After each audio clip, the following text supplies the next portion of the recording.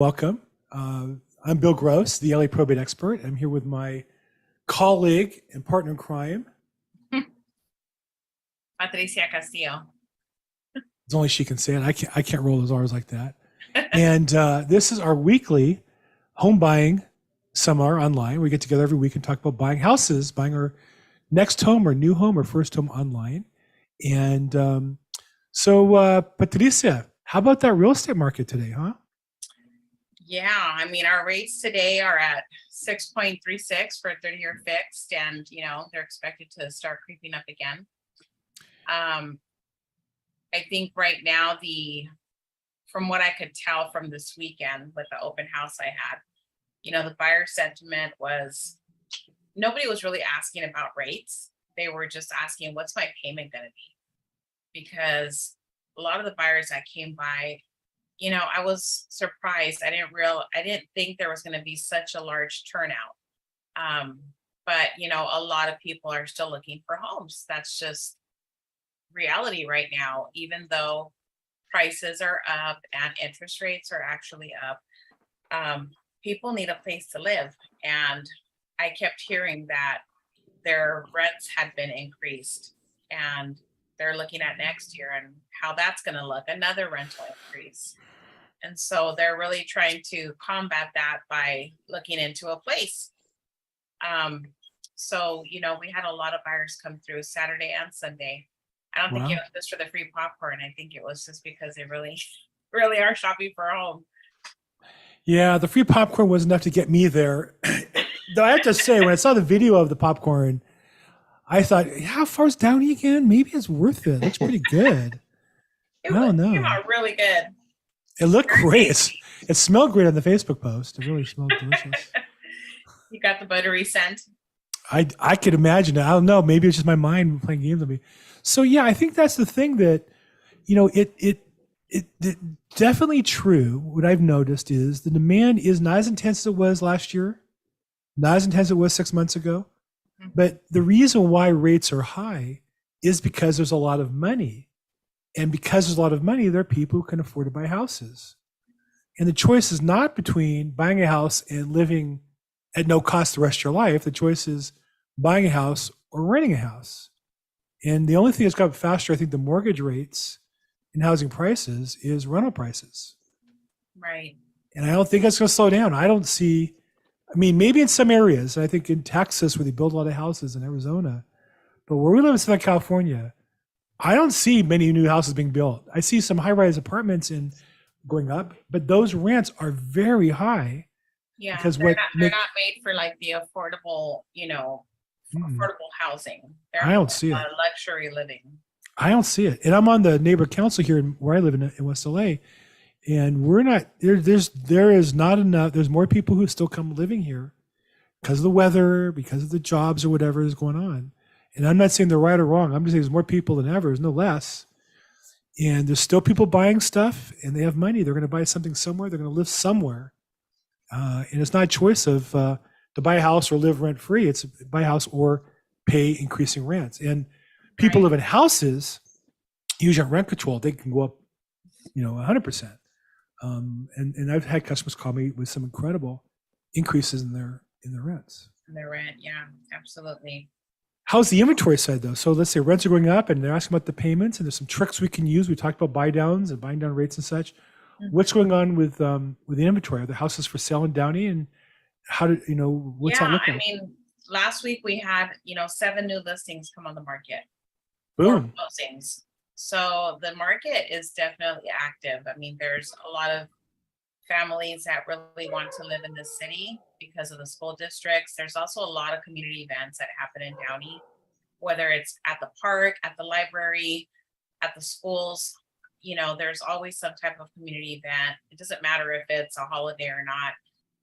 There's always some type of community event happening. So I think that's what really draws the people in, because it is really based on the communities and a lot of the small business owners that are having their businesses here in Downey. A lot of them live in Downey too. So this is a really hardworking community.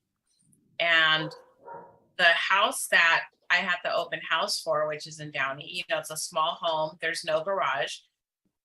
people usually want a garage, but in this case, because the rents are so high and people are just looking for an affordable home, you know, they were overlooking that. They were seeing past the fact that there is no garage at this home and what they can do with the yard space and how they can expand the home and utilize the square footage in front of the home and expand the living room. So they were looking at those options and just really opening up that vision to seeing what they can do with the property, what the potential is. Because at the end of the day, you're paying your own mortgage once you buy the home and you start living there. You're going to have more equity in the home.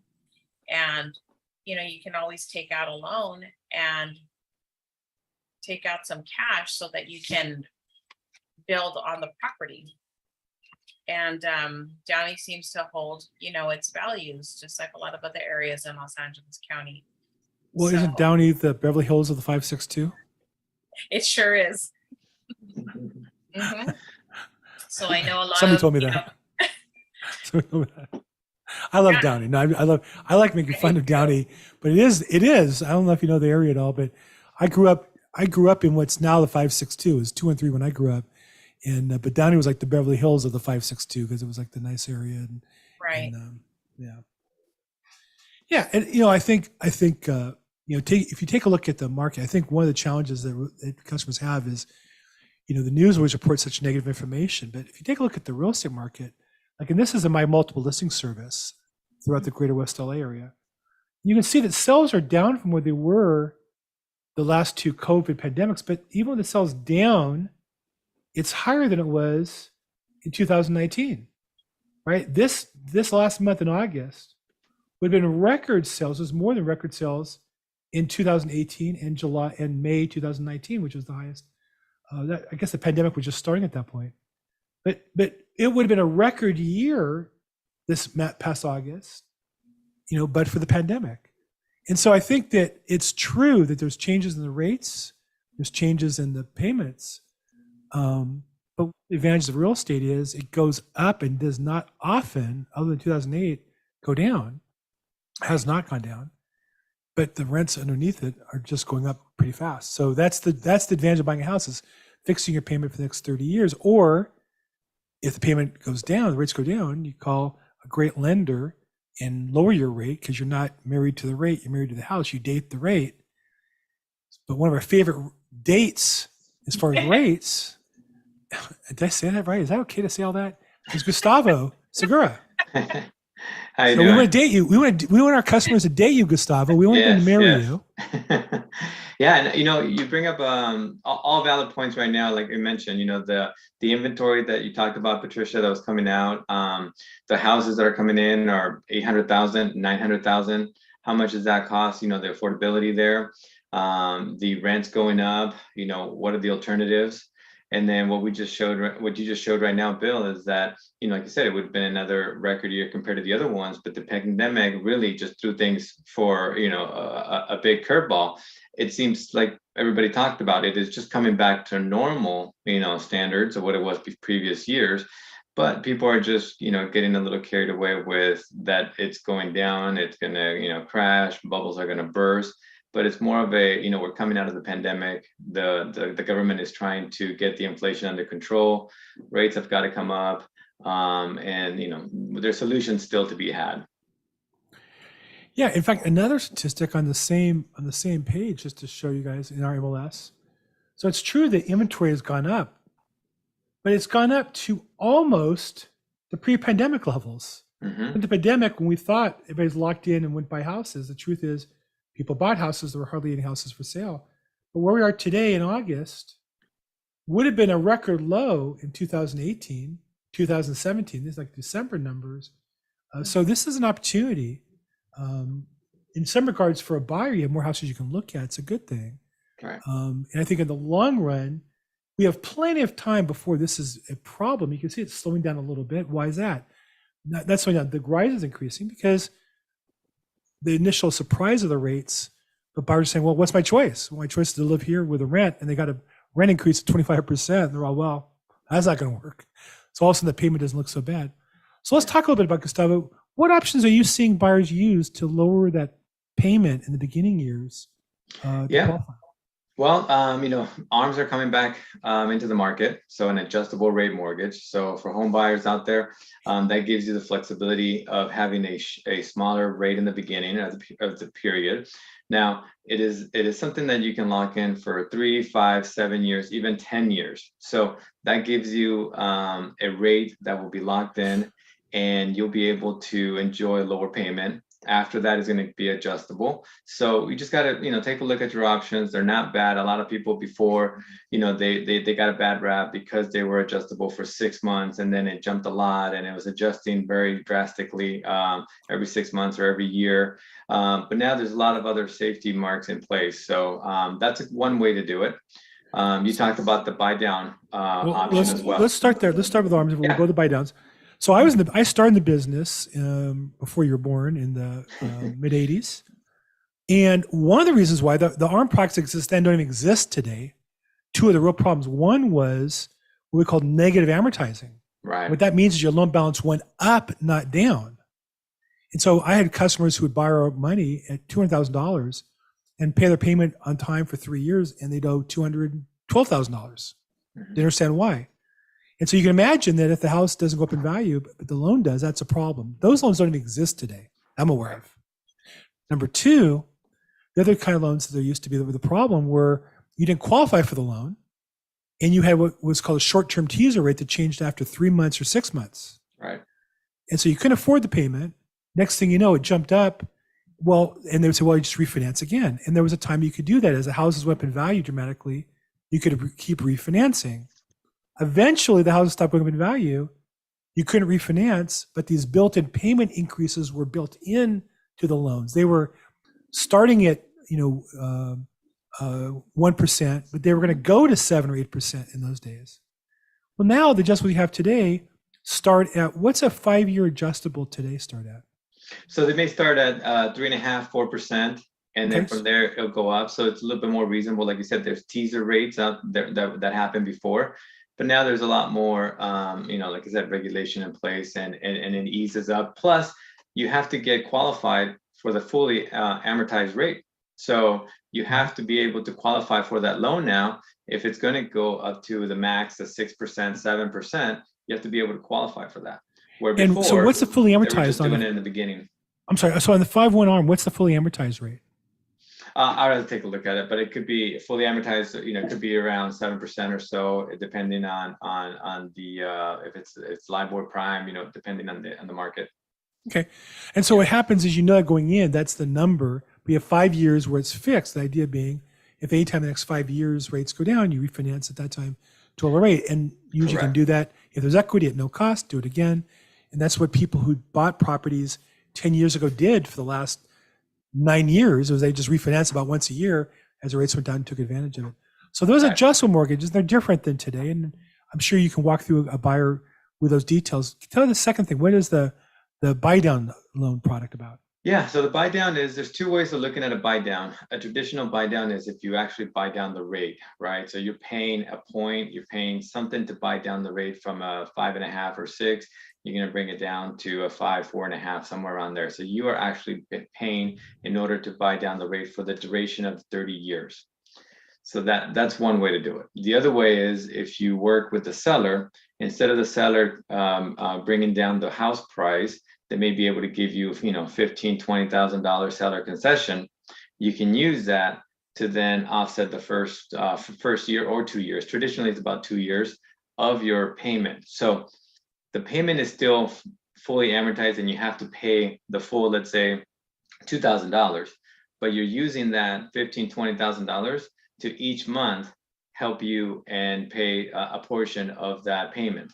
So you slowly start jumping into the payment. The first year, you're going to have about a 2% reduction on that payment. The next year, the second year, it's only going to be 1%. And then on the third year, that's where the money is going to run out from that seller concession. You're going to go to 100% fully amortized rate.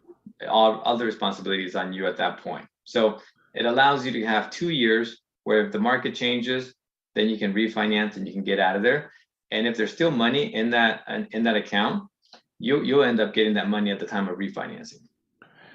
I think when I think if you look at the numbers on the 5-1, the most recent one I did was the rate was a little higher, it was 5.25 Mhm. versus 6.25 on a 30-year fixed today. 5 years fixed at that. But the index of margin, I think when the index was like 2.25, the margin 2.75, I think it was like 5.0 fully indexed, meaning the customer got the rate of 5.25. Based on today's rates, they've gone up. As much as they've gone up, you'd be at 5% in year 6. And there was a cap on the first adjustment, I think, of 2% or some amount. And so really you're paying a lower rate than you would today on a fixed. The real, what I would call the real rate, that's the difference between the loans now and the loans in 2008. The fully indexed rate used to be way above. Today it's below where the 30-year fixed would be today. It's a tremendous option that buyers should look at. And if you get those questions, meet with your loan officer, with Gustavo, and they can walk you through those cases. But I think those, to me, seem like a great way to save some money and the buy down as well, to make it a 2-year payment, particularly if you have somebody who's graduating college, let's say husband and wife, one's going to get in the workforce a year from now, or had a baby and get back in the workforce a year from now. Gives you a nice 2-year reprieve. Yeah. Are you seeing more interest in adjustable mortgages than fixed rate or buy down mortgages? Yeah, definitely. In that 5 and 7 year, there's a 10 year as well, but that 5 to 7 year, definitely a lot of interest. We all believe and we all see the market where it's going, and within the next year and a half, maybe 2 tops, we are expecting to have lower rates. So then if you're getting a 5-year arm, you basically have 5 years where you lock in a lower rate, and then you don't have to worry about that adjustable period. So that gives you an opportunity to see what the market's going to be doing over the next couple of years, and then take the opportunity and be able to refinance and get out of that if you need to. Yeah, one of the things I noticed at for the open house, Gustavo had a really nice flyer printed out with different options, so the buyers can come in and get a true perspective on what the payment's going to be. Because that's really what they were concerned about was, of course they asked about the interest rate, but at the end of the day, they're just asking about the payment. Which payment can I afford out of these options that you provided me?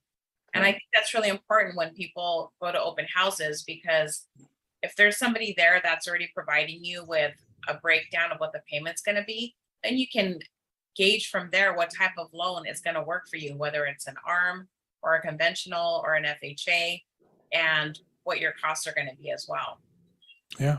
Yeah, correct. I think every buyer and should know exactly where they're at before they start going out there. It's very easy to get emotionally attached to a home, and it could be $50,000 above your budget. You're not even thinking about it, but you keep on looking. And when you come back down and you sit down to the numbers, you see that maybe that's not the right house for you. So definitely, I always tell people when I speak to them on the phone, get at least a good understanding of where you're going to be, where your budget is, what you feel comfortable with, what you're pre-approved for. That way, when you're going out there, you know exactly what you can do and what you can buy. And if they don't have that, it's important, like you said, Patricia, to have something there so that as they walk in, they see the payments for the house. They know how much they make, and they can see like, well, this is going to be a little too much. Maybe I need to go back and talk to my lender to see what we can do. Right. And I think one of the misconceptions also is that you need a 20% down payment straight across the board. Some people, some of the buyers were asking about that requirement. Do I need 20% down? And so, we were able to clarify that for them and give them that perspective on what the down payment is according to the loan types that you end up getting. It is amazing how poor our system is at educating people on real estate. I mean, these are basic fundamental questions that people don't know. How much money do we need to buy a house? And it is shocking. And I think that's why it's so important to get people willing to educate. I always advise people, if you're looking for somebody to help you, see what they give you for free. Because if they help you for free, they'll want to do a lot more if they sign on as your client. We hope that by educating you and talking about these programs and are encouraging you to call afterwards, set up a time with Gustavo or Patricia or me to figure out what you want to do. Let's do it before you start buying a house, before we're actually your customer. Let's make sure you know what you're doing, because we like to work with educated customers, and we're willing to educate the customers when we have to do that. Yeah. And I think with the whole 20% down, Lenders, of course, everybody wants you to be able to put down more money, right? It's less risk, it's less, less burden on the lender, right? It's going to be a more secure loan. It's easier for them. So I think because of that, you get a lot more push, a lot more marketing out there for it. Mhm. And the programs that we need to work a little bit more on, the 3.5%, the 3%, the 0% downs, the down payment assistance programs. Sometimes they get forgotten, because we know that if we push the other ones, it's going to be easier to work with someone that's going to put down 100,000 or 120,000, right?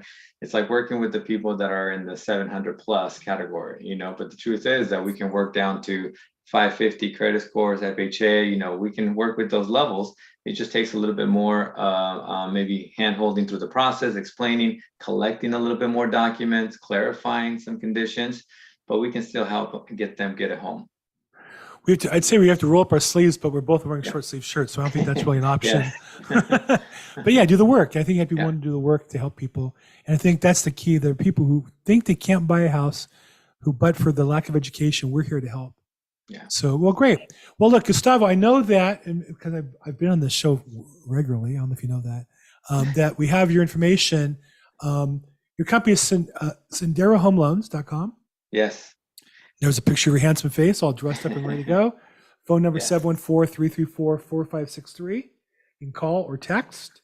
And then if you want to go on the website, you can get a qualifier, either refinance or purchase. Click on it. It will take you to some information. Yeah. After the races, but if you want a more personal experience, go ahead, give him a call, text him, and he'll help you personally, right? Yeah, thank you. I'm a mortgage broker. So as a mortgage broker, I work with different lenders. And that's what helps me help new home buyers is that, the people that need a little bit more help, some lenders will not do. So then I turn around and I look for other lenders that have more flexible guidelines. They can go down in credit scores, or they're willing to work with ITIN numbers, or they just have a different conditions for them, self-employed. And really then I can just help them through the whole process. So definitely here to help and provide more education. I really like providing education because that just gives someone the option. I don't try to just put them into a specific program and that's it. I try to really understand what your situation is independently, and then be able to see what lender can help provide a solution for you. One of the things that I know today is with the Fed meeting and raising the Fed fund, a lot of people are going to think that the rates are going to go up. They hear that it's going to go up 75 basis points and they think, well, if rates were at 6, now they're going to be 6.75. And that's not the case, So definitely as consumers out there are hearing the news and rates and going up, definitely speak to a lender, give me a call. I'll go through and I'll let them know, what can they expect, how the market reacts. And actually today wasn't a bad day for the rates, because the past 3 weeks, the markets, the investors, they've been gearing up for this announcement already. They knew it was coming. So, we're probably not going to see a lot of changes here. Like I said, today was actually a good day for the rates. So definitely reach out, and, I'd love to be able to help them out. Very good. Well, Gustavo, thank you so much as always. And then Patricia, your house in Downey, is that open again this weekend, or what's going on with you? So we have a couple of offers that we're reviewing right now. Ooh, hold on. I know. You had your first open house on Saturday and Sunday? Saturday and Sunday, yes. And you already have offers? Yes. Was it the popcorn? That's how it must have been the popcorn, but that's how busy it is right now. We just had curious, over 25 people every day. Did the buyers walk in on their own with their agents? Did they have their own lender set up ahead of time? We had, I would say it was about 50-50. Right. I would say probably 60-40. More buyers coming in on their own, and a few agents came by. Great. With their buyers. Yeah. Great. And the offers you're considering, were they pre-approved? They have lenders already attached to them? We talked about one that was a mess, right? Well, I don't want to give any names out or details. Yes. I'm curious so you have an offer where the offer was a mess. The agent looked like they didn't really know what they're doing. And and they didn't have a pre-approval letter with the offer, which always makes you incomplete. Yes. So did you ever reach out to the lender? Did you ever hear from them? Are they going to work with your? I did. I actually had my concerns about that offer, just because a lot of Other information- concerns. a lot Besides, of hold it, information hold was it. They're Some missing of the- forms, was incomplete. They didn't have the pre-approval Some of letter. the basic information like dates should be on every single advisory, every single disclosure on the offer itself. So, Yeah. that doesn't mean I'm going to rule them out, but I did call the agent and say, look, your offer has to be complete, especially the dates. I mean, some of the most basic information was missing. And, they're going to get cross-qualified with Gustavo. So I have some of the buyer's information, and we're going to run that loan through Gustavo just to make sure that they are qualified. And Well, hold on. Let's explain what happened. That's a big deal. So what happens was many customers find, real estate agents who are nice people, but they don't know what they're doing. right, In fact, if you go in the MLS, about half the agents that are licensed haven't done a deal in a year. they just got their license in the last 2 years. There you go. So they don't know what they're doing. And they were maybe even they sold houses for the last 2 years. Monkeys could sell houses. Now this is a normal market. You have to know what you're doing. And so make an offer that's incomplete in a competitive market still. So they had the lender, but the lender didn't do their job, because the lenders who are active, like Gustavo, want to help get the offer accepted. Right. And so what we do is say, look, we can work with your lender, but if he doesn't do his job, we can't accept your offer. We have a great lender to introduce you to. So we call that cross-qualifying, which means talk to Gustavo and let's see if it's legit or not. Right. And that way we know we can protect our seller. We won't get into an escrow we shouldn't get into. So well, Yeah. good for you. And as when you're working as a selling agent, you're working with a buyer, you want your lender to call a listing agent to also make sure that they are, talking up the buyer, talking about their qualifications, confirming all of the financials. And that never happens. So there's a lot of lenders that don't do that, even though what's they feel funny? that an offer's been submitted. What's funny about that is you ask lenders to do that and half won't do it, or 9% won't do it, even if they say they're going to do it. The best way for a lender to get business is to call the listing agent, because typically listing agents do more business than the buyer's agents as a general rule. I own part of a mortgage coaching company. And that's what we teach is, of course, you want to call the listing agent and talk about the deal and tell them how good it is and how professional you are, and that any questions, call me, I'll take care of it. That's like free marketing for the lender, and that's how the lender gets paid ultimately. But it's amazing. Gustavo's an exception. Most agents, they just won't make that phone call. It's crazy. That's the reality. Right. Well, the selling agent really wants to be competitive, and they want their buyer to get into the home. So they're giving me all of their financials so that I can run that loan through Gustavo and make sure that they are qualified. Fantastic. Yeah.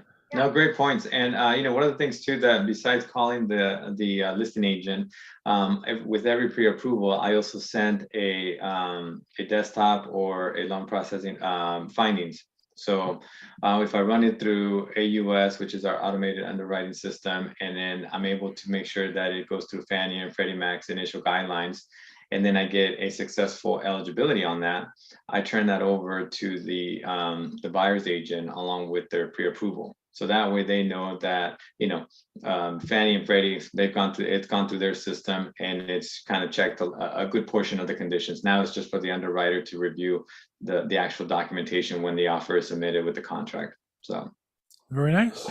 Yeah. Very nice. Okay, well, look, I didn't want to drag it out too late, but I think it's important points. You want to know your programs, be prepared ahead of time, work with a great lender. Make sure if you're working with a real estate agent, you have a great lender. If not, call Gustavo or call Patricia. We'll put you guys together. Yeah. Absolutely. Any closing comments, Patricia? Besides, if your house doesn't go into contract, come to your open house. Anything else we leave people with today? Yeah, I just wanted to say, anybody that's looking into buying a home, don't listen to the news. The news has a really great way of distorting information and just instilling that panic in people. Yeah. So we are in the trenches every day of this business. So call us for information. If you have questions, if you're doubting something, give us a call. At the end of the day, it's not what the rate is. It's really what you can afford monthly. So we can give you that information. Fantastic. Patricia, always a pleasure. Thank you, Bill. Congratulations on your almost sale. Good luck with it. Thank you. Thank you, Irma and Isabel, for joining. And Gustavo as well. Thank you for being on today. Thank you. Hey, we do this every Wednesday, 5 p.m. Pacific. 8 p.m. Eastern time. It's our home buyer seminar. We also live stream it on Facebook and YouTube. And oh, you know what? I didn't check the message. The chat's there. I Oh, don't there's a see- chat. I see we have some Facebook watching, but I don't see any questions here. Darwin said great information. So Darwin, I agree with you. Yes. You Thank left Darwin. off. Thank you, Nina Hill, for watching. You left off how handsome and charming I am also, though. Darwin, just Yes, FYI. Bill, charming you. and handsome. I'm very insecure. I need that reassurance. Okay, guys, have a great week. Thank you so much. And we'll talk to you guys soon. Thank Thank you. you. Bye-bye.